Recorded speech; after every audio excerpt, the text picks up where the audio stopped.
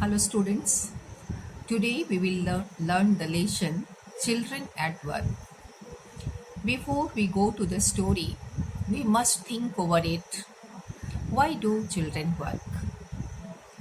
Childhood is the springtime for every child, and a child must be provided emotional and economical security by the parents, by the elders at home. They must be provided meals or toys and they must be sent to school for education. This is their birthright. But we can see the poor, pathetic condition of children all around us. There are some unprivileged children who cannot get even the meals of toys. They have no opportunity to go to the school for education. They have to work in the fields, in the houses, in the factory and earn money just to make the livelihood and to support their parents, the family. Their lives are at stake as they work in the factory with chemicals and some other explodes.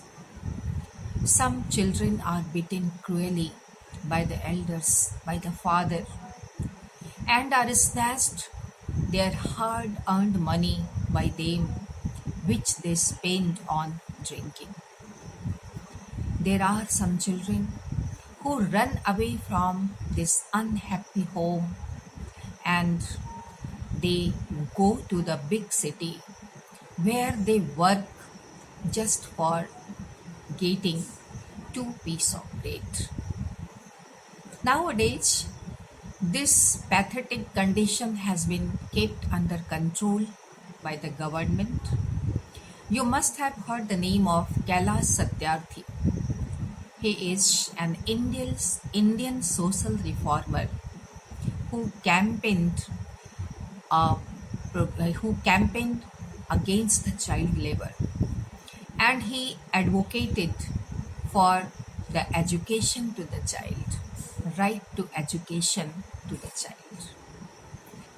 This is the story of an 11-year-old boy, Bhallu, who runs away from his home just because his father beats him cruelly. He snatches all what he earned by doing hard work and spends this money on drinking. He could not stand anymore. That's why he decided to leave the village. He left the small village and reached a big city, Chennai. In the train, he had no ticket, no food, no money. However, he managed to reach there, Chennai. When he got off the train, his legs were still trembling just because he was hungry. He was tired. He had not eaten for 2 days. And the second reason was that he was afraid. He had no idea in that new city where to go, what to do. No one was there whom he knew. And so he was very afraid. He was miserable, he was puzzled, and sadly he sat on a bench. Suddenly he heard a voice of a girl who was picking the dirty cups on the floor. She had a big sack on her shoulder.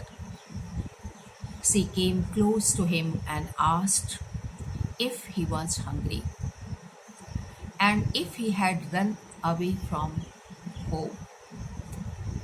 Vallu admitted.